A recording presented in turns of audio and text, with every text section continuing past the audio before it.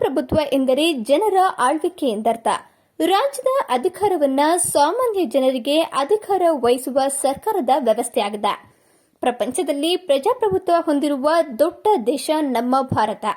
ಅಂತಾರಾಷ್ಟ್ರೀಯ ಪ್ರಜಾಪ್ರಭುತ್ವ ದಿನವನ್ನ ಸೆಪ್ಟೆಂಬರ್ 15ರಂದು ವಿಭಿನ್ನವಾಗಿ ಆಚರಿಸಲು ರಾಜ್ಯ ಸರ್ಕಾರ ತೀರ್ಮಾನ ಮಾಡಿದೆ. ಬೀದರ್ನಿಂದ ಚಾಮರಾಜನಗರವರೆಗೆ ಬೃಹತ್ ಮಾನವ ಸರಪಳಿ ಮೂಲಕ ಪ್ರಜಾಪ್ರಭುತ್ವ ಮೌಲ್ಯಗಳನ್ನು ತಿಳಿಸಲು ಹೊರಟಿದೆ. ಎಲ್ರಿಗೂ ನಮಸ್ಕಾರ. ಪ್ರತಿ ವರ್ಷ ಸೆಪ್ಟೆಂಬರ್ 15ನೇ ತಾರೀಕು ಅಂತಾರಾಷ್ಟ್ರೀಯ ಪ್ರಜಾಪ್ರಭುತ್ವ ದಿವಸವನ್ನು ಆಚರಿಸ್ಕೊಂಡು ಬಂದಿದ್ದೀವಿ. ಅದೇ ರೀತಿ ಈ ವರ್ಷ ಸೆಪ್ಟೆಂಬರ್ 15ಕ್ಕೆ ಅಂತಾರಾಷ್ಟ್ರೀಯ ಪ್ರಜಾಪ್ರಭುತ್ವ ದಿವಸವನ್ನು ಆಚರಣೆ ಮಾಡೋಣ. ಈ ವರ್ಷದ ವಿಶೇಷತೆ ಏನು ಅಂದರೆ, ನಮ್ಮ ಹಾಸನ ಜಿಲ್ಲೆಯಲ್ಲಿ ಮಾನವ ಸರಪಳಿ ಮೂಲಕ ಇದನ್ನು ಆಚರಣೆ ಮಾಡಬೇಕು ಅಂತಿದ್ದೀವಿ. ಇಡೀ ರಾಜ್ಯಾದ್ಯಂತ ಮಾನವ ಸರಪಳಿಯನ್ನು ಮಾಡಿಕೊಂಡು ಬೀದರಿಂದ ನಮ್ಮ ಚಾಮರಾಜನಗರ ಜಿಲ್ಲೆಯವರೆಗೆ ಈ ಸರಪಳಿ ಇರುತ್ತೆ. ಅದರಲ್ಲಿ ನಮ್ಮ ಹಾಸನ ಜಿಲ್ಲೆಯಲ್ಲೂ ಕೂಡ ಸೆಪ್ಟೆಂಬರ್ 15ರಂದು ಈ ಮಾನವ ಸರಪಳಿ ಫಾರ್ಮೇಷನ್ ಇರುತ್ತೆ. ಈ ದೊಡ್ಡ ದೇಶದಲ್ಲಿ ಇಂಥ ಪ್ರಜಾಪ್ರಭುತ್ವದ ಮಹತ್ವವನ್ನು ಮತ್ತು ನಾಗರಿಕರಿಗೆ ಈ ಪ್ರಜಾಪ್ರಭುತ್ವ ಮಹತ್ವವನ್ನು ತಿಳಿಸಿಕೊಡೋದು ನಮ್ಮ ಉದ್ದೇಶ ಆಗಿದೆ.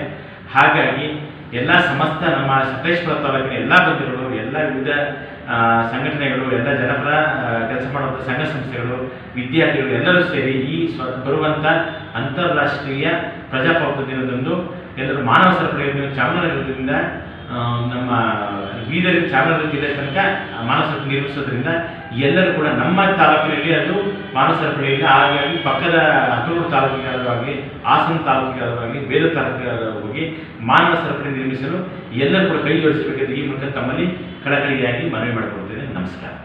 ಪ್ರತಿ ವರ್ಷದಂತೆ ಏನು ಸೆಪ್ಟೆಂಬರ್ 15ರಂದು ನಾವು ವಿಶ್ವ ಪ್ರಜಾಪ್ರಭುತ್ವದ ದಿನ ಅಂತ ಆಚರಿಸ್ತಾ ಬಂದಿದ್ದೀವಿ, ಅದೇ ರೀತಿಯಾಗಿ ಈ ವರ್ಷವೂ ಸಹ ನಮ್ಮ ಸರ್ಕಾರದ ನಿರ್ಧಾರದಂತೆ ಮಾನವ ಸರಪಳಿಯನ್ನು ಇಡೀ ರಾಜ್ಯಾದ್ಯಂತ ಹಮ್ಮಿಕೊಳ್ತಾ ಇದ್ದೀವಿ. ನಮ್ಮ ಹಾಸನ ಡಿಸ್ಟಿಕಲ್ಲೂ ಸಹ ಅರ್ಕಲ್ಗೂಡು ತಾಲೂಕಿಂದ ಸ್ಟಾರ್ಟ್ ಆಗಿ ಬೇಲೂರು ತಾಲೂಕುವರೆಗೂ ಸಹ ಈ ಮಾನವ ಸರಪಳಿ ಇರುತ್ತೆ. ಪ್ರತಿಯೊಬ್ಬರು ಇದಕ್ಕೆ ಕೈ ಜೋಡಿಸಿ ಒಂದು ಪೋರ್ಟಲ್ ಸಹ ನಮ್ಮ ಸರ್ಕಾರದ ವತಿಯಿಂದ ಇದೆ, ಅದರಲ್ಲೂ ಸಹ ರಿಜಿಸ್ಟ್ರೇಷನ್ ಮಾಡಿಕೊಂಡು ಈ ಸರ್ಟಿಫಿಕೇಟನ್ನು ಪಡೀಬೋದು.